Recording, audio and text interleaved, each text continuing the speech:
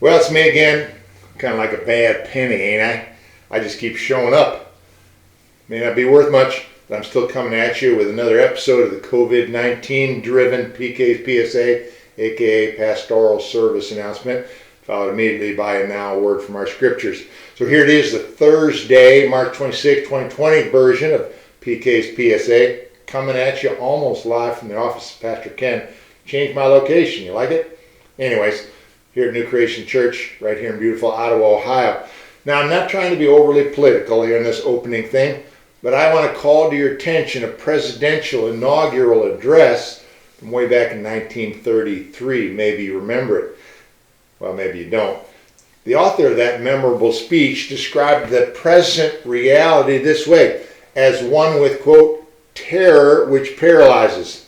And then he said, quote, and a dark hour of our national life. He talked about, quote, a stricken nation in the midst of a stricken world.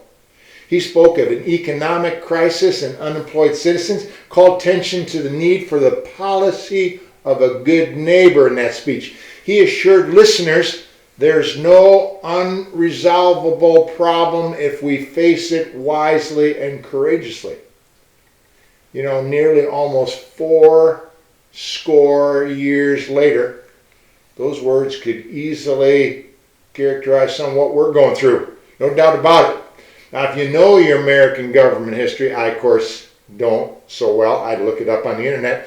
You know that those words came from the lips of President Franklin Delano Roosevelt. FDR, they called him. His address was 1,833 words, by the way. Lasted almost 20 minutes. You'll be happy. I won't even be half that long. You're welcome. You probably remember the opening line. He said, so first of all, let me assert my firm belief that the only thing we need to fear is fear itself. How about that? Just want to tell you, I heard from our bishop, Northwest Ohio, Bishop Daniel, the other day, spoke to a bunch of pastors and rostered leaders and all about how to lead in this crisis. Had 3 points. First point was about begin with the end in mind. Second point was an important one, I thought. Second point was this: be sure and name the current reality, its challenges, how it's affecting us. Confront that brutal reality, he said, and never lose faith. If we're honest, I suppose embedded in our current reality is the distinct possibility, maybe the distinct reality of fear. Plain and simple. I mean, fear. Nobody likes to be afraid. Greek word for fear, phobos. Greek word for to be afraid, phobeo. It's where we get the word phobia. We got all kinds of those, long list of phobias, don't we? Phobia is a type of anxiety disorder that causes an individual to experience extreme, irrational fear about a situation, about some living creature, a place, or an object. Now, most might not be all the way there, I don't know, but when we name the current reality, seems pretty obvious. We ought to acknowledge the fear as it's knocking on the door, trying to gain entrance into each of our lives. The word for fear or being afraid appears hundreds of times in the Bible. Now, why is that, I wonder? To be sure, way back then, God knew of the past reality and the current reality too.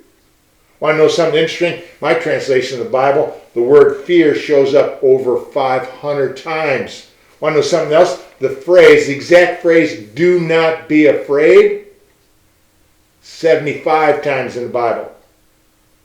We all know that it runs counter to faith and trust. God said it. Do not be afraid. Angels said it. Leaders said it. Prophets said it. And no surprise there, Jesus said it a whole bunch of times. Might even be considered fear the antithesis of faith and trust. Fact is, though we can't get around that fear, it was a past reality.